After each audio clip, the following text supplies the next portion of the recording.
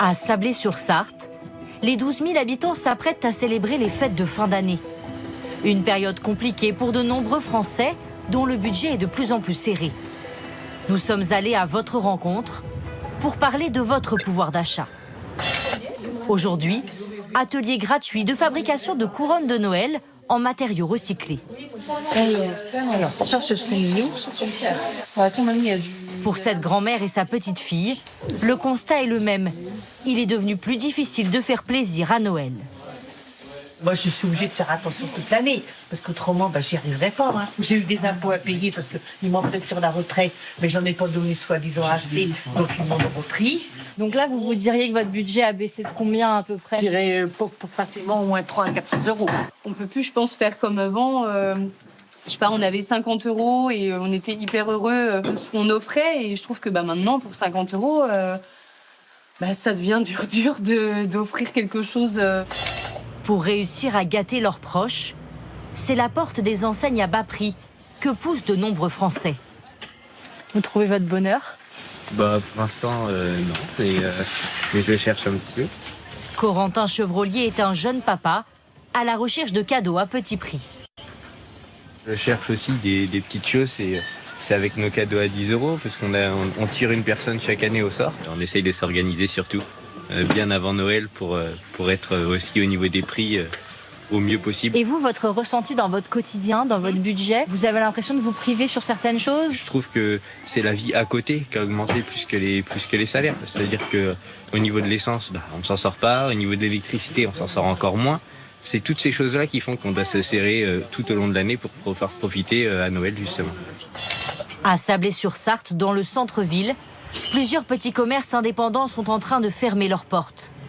Alors pour continuer à attirer, cette boutique a dû adapter ses produits de Noël. Bonjour.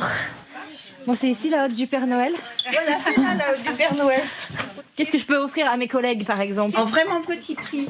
On a rentré toutes ces petites chaussettes, très tendance. Donc ça, on est à 5 et 6 € en petits cadeaux. Le montant des cadeaux baisse tous les ans et encore plus vu la conjoncture actuelle. Des petits prix qui obligent la commerçante à vendre beaucoup plus. Merci beaucoup, bonne journée, au revoir. Ça impose beaucoup plus de masse, beaucoup plus de produits à vendre que si je vends un article à 150, que si je le vends à 10 € évidemment.